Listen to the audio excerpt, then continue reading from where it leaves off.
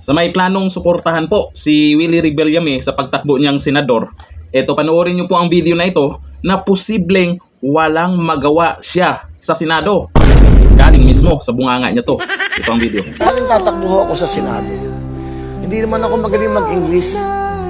Wala akong alam sa batas. Walang alam sa batas. Unang-una, walang alam sa batas. Siya mismo nagsabi niyan.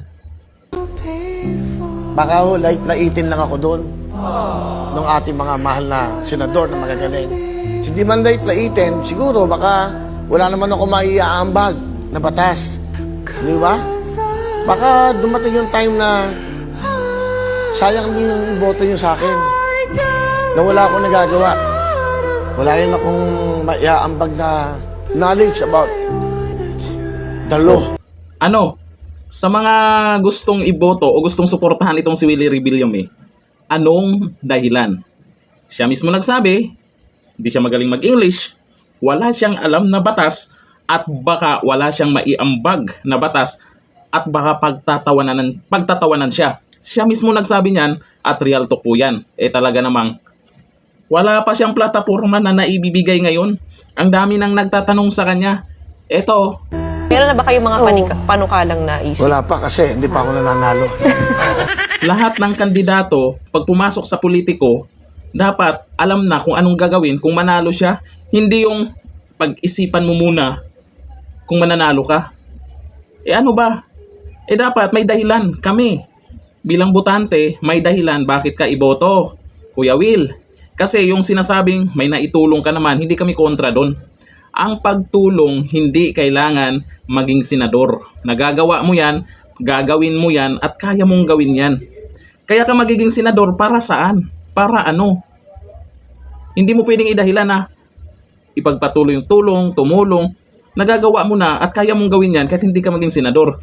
Ang pinakamagandang dahilan dyan, kaya gusto maging senador, yung meron kang batas na gustong ipasa. Anong batas yun? Wala. Siya mismo nagsabi na wala siyang alam sa batas. Bakit patatakbong senador? Anong dahilan? Dahil ba dito? Eto? Dito? Kasi nung panahon na talagang maganda yung mga sinasabi niya tungkol sa mga Duterte, yan, sinabi niya hindi siya tatakbong senador kasi masisira lang yung may mga kaibigan na mga ganon.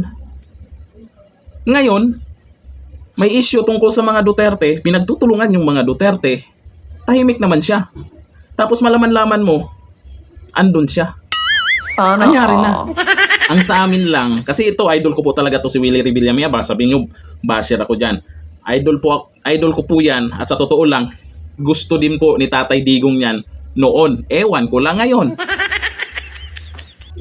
Alam naman natin, ilan lang yung tumakbong senador sa Team Duterte.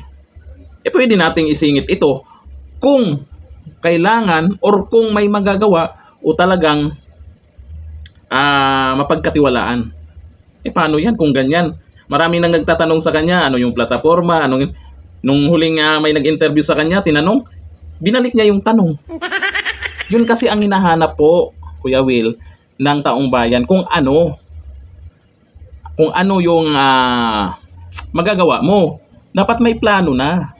Hindi naman pwedeng andun ka na tsaka ka pa magpaplano. Parang gaya ng iba dyan. Pagdating sa bagyo, pagdating sa kalamidad, andyan na yung bagyo or tapos na yung bagyo. Tapos na yung kalamidad tsaka pa magpaplano. Kilala nyo ba kung sino? Hindi kagaya kay dating Pangulong Duterte. Pag may kalamidad, parating pa lang, nagpaplano na. Alam na kung anong gagawin. Ganon dapat gawin mo, Willie Rebillame. Para pag maging senador ka, umpisahan mo na.